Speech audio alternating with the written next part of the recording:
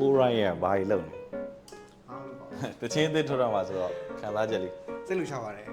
တချင်းလေးရောအားရလား အားရပါတယ် နောက်ထပ်မဲ့တချင်းလေးရောရှိသေးလား ရှိပါတယ်အများကြီးပါပဲလုပ်နေပါတယ် တချင်းနဲ့ပတ်သက်ပြီးဘာပြောချင်လဲ ချင်းနဲ့ပတ်သက်ပြီးပြောချင်တာကတော့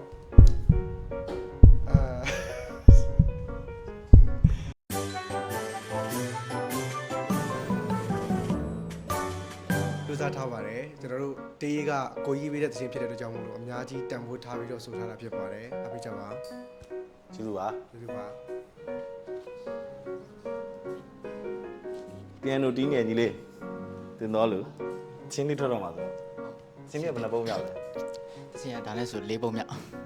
ပထမတစ်ပုတ်ထွက်တာပြီနော် ပထမတစ်ပုတ်ကကိုစာကြီးနဲ့ပေါ့နော် collaboration လုပ်ထားတာအမားဆိုတဲ့တချင်လေးခုကဒုတိယမြောက်ကကိုရောင်သိန်းနဲ့စိုင်တော်ဦးဆိုတဲ့တချင်လေးပေါ့ တချင်းအားရလား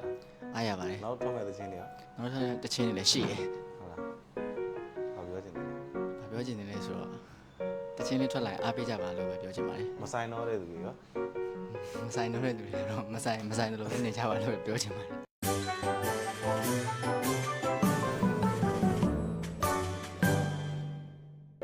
ကျေးဇူးပါ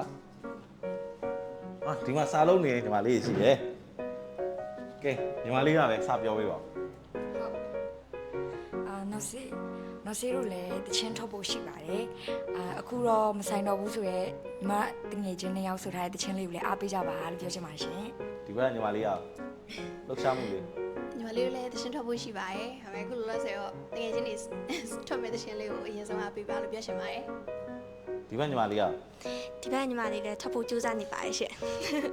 အခုလောလောဆယ်တော့ကိုကြီးရေထွက်မဲ့တခြင်းတွေအများကြီးရှိရမို့လို့အများကြီး support လုပ်ပေးကြပါအပေးကြပါလို့ပြောချင်ပါတယ်ရှင် တောင်းမယ်လေမဟုတ်မေးလို့ဒီဘက်မှာညောင်တို့စာကြီးလေးရှိသေးတယ်ကျင်းနေလေးညီလေးအခုလောလူပညာလှုပ်ရှားမှုတွေပြောပေးရော လူပညာလောက်ရမှုကကျွန်တော်တို့နောက်တချင်းအစ်စ်တွေထပ်တော့ဖို့ရှိပါတယ်ဟုတ် တချင်းတွေလောက်ရတာအားရ အားရပါတယ်ဗျအချင်းတွေလောက်ရအချင်းတွေလောက်ရအားရတယ်ဆိုတာဆက်ဟို